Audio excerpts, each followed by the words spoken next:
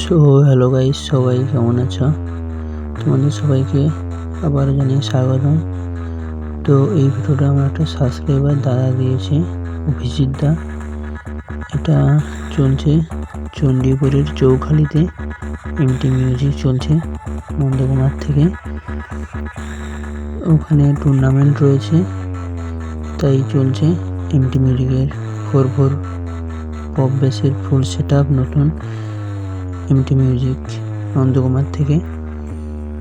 তো বৃহস্পতিবারে রয়েছে টুর্নামেন্ট, তো চলবে ওই দিন।